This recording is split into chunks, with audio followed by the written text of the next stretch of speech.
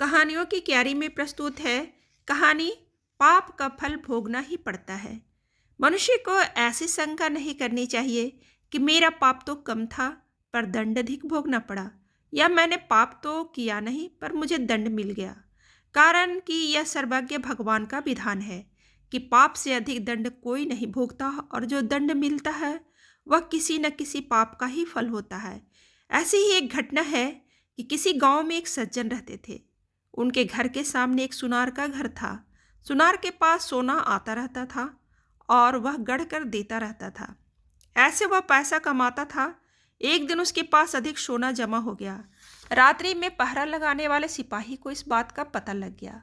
उस पहरेदार ने रात्रि में उस सुनार को मार दिया और जिस बक्से में सोना था उसे उठाकर चल दिया। इस बीच सामने रहने वाले सज्जन लघु शंका के लिए उठकर बाहर आए। उन्होंने पहरेदार को पकड़ लिया कि तू इस बक्से को कैसे ले जा रहा है। पहरेदार ने कहा, तू चुप रह, हल्ला मत कर, इसमें से कुछ तू ले ले और कुछ मैं ले लूं। सज्जन बोले, मैं कैसे ले लूं, मैं चोर थोड़े ही हूं। पहरेदार ने कहा, देख तू समझ जा, मेरी बात मान ले, नहीं तो दुख पाएगा। पर वे सज्जन माने नहीं। तब पहरेदार ने बक्सा नीचे रख दिया और उस सज्जन को पकड़कर जोर से सीटी बजा दी। सीटी सुनते ही और जगह पहरा लगाने वाले सिपाही दौड़कर वहां आ गए और उसने सबसे कहा कि यह इस घर से बक्सा लेकर आया है और मैंने इसको पकड़ लिया है। तब सिपाहियों ने घर में घुसकर देखा कि सुनार मरा पड़ा है। उन्होंने उस सज्जन को पकड़ लिया और राजकीय आदमियों के हवाले कर दिया। जज के सामने बहस हुई तो उस सज्जन ने कहा कि मैंने नहीं मारा है, उस पहरेदार सिपाही ने मारा है। सब सिपाही आपस में मिले हुए थे। उन्होंने कहा कि नहीं, इसी ने मारा है, हमने खुद रात्रि में इसे पकड़ा है। मुकदमा चला। चलते चलते अंत में उस सज्जन के लिए फांसी का हुक्म हुआ। फांसी का हुक्म होते ही उस सज्जन के मुख से निकला, देखो सरासर अन्याय हो रहा है, भगवान के दरबार में कोई न्याय नहीं, मैंने मारा नहीं, मुझे दंड हो और जिसने मारा है वह बेदाग छूट जाए, जुर्माना भी नहीं, यह अन्याय है।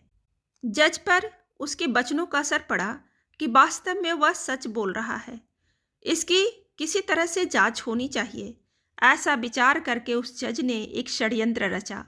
सुबह होते ही एक आदमी रोता चिल्लाता हुआ आया और बोला, हमारे भाई की हत्या हो गई सरकार, इसकी जांच होनी चाहिए। तब जज ने उसी सिपाही को और कैदी सज्जन को मरे व्यक्ति की लाश उठाकर लाने के लिए भेजा। दोनों उस आदमी के साथ वहां गए जहां लाश पड़ी थी। खाट पर लाश के ऊपर कपड़ा बिछा था, खून बिखरा पड़ा था। दोनों ने उस खाट को उठाया और उठाकर ले चले। साथ का दूसरा आदमी खबर लेने के बहाने दौड़कर आगे चला गया। तब चलते चलते सिपाही ने कैदी से कहा, देख, उस दिन तू मेरी बात मान लेता तो सोना मिल जाता और फांसी भी नहीं होती। अब देख लिया सच्चाई का फल। कैदी ने कहा, मैंने तो अपना काम सच्चाई का ही किया था, फांसी हो गई तो हो गई, हत्या की तूने और दंड भोगना पड़ा मेरे को, भगवान के यहाँ न्याय नहीं। खाट पर मरे हुए के समान पड़ा हुआ आदमी उन दोनों की बातें सुन रहा था। जब जज के सामने खाट रखी गई तो खून भरे कपड़ों को हटाकर वह उठ बैठा और उसने सारी बात जज को बता दी कि रास्ते में सिपाही यह बोला और कैदी यह बोला। यह सुनकर जज को बड़ा आश्चर्य हुआ। सिपाही भी हक्का बक्का रह गया। सिपाही को पकड़कर कैद कर लिया गया, परंतु जज के मन में संतोष नहीं हुआ। उसने कैदी को एकांत में बुलाकर कहा कि इस मामले में तो मैं तुम्हें निर्दोष मानता हूँ, पर सच सच बताओ कि इस जन्म में तुमने कोई हत्या की है क्या? वह बोला, बहुत पहले की घटना है। एक दुष्ट था जो छिपकर मेरे घर मेरी स्त्री के पास आया करता था। मैंने अपनी स्त्री को तथा उसको अलग अलग खूब समझाया, पर वह नहीं माना। एक रात वह घर पर था, मैं अचानक आ गया। मेरे को गुस्सा आया, मैंने तलवार से उसका गला काट दिया और घर के पीछे जो नदी है उसमें फेंक दिया। इस घटना का किसी को पता नहीं लगा। यह सुनकर जज बोला, तुम्हारे को इस समय फांसी होगी ही। मैंने भी सोचा कि मैंने किसी से रिश्वत नहीं खाई, कभी कोई बेईमानी नहीं की, फिर मेरे हाथ से इसके लिए फांसी का हुक्म लिखा कैसे गया? अब संतोष हुआ, उसी पाप का फल तुम्हें यह भोगना पड़ेगा, सिपाही को अलग फांसी होगी।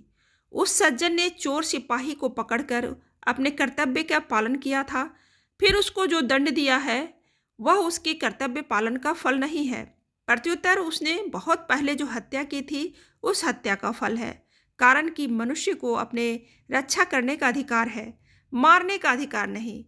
इस कहानी से यह पता लगता है कि मनुष्य के कब किए हुए पाप का फल कब मिलेगा, इसका कुछ पता नहीं। भगवान का विधान भी विचित्र है। जब तक पुराने पुण्य प्रबल रहते हैं तब तक उग्र का पाप का फल भी तत्काल नहीं मिलता। जब पुराने पुण्य खत्म होते हैं तब उस पाप की बारी आती है। पाप का फल तो भोगना ही पड़ता है, चाहे इस जन्म में भोगना पड़े या अगले जन्म में।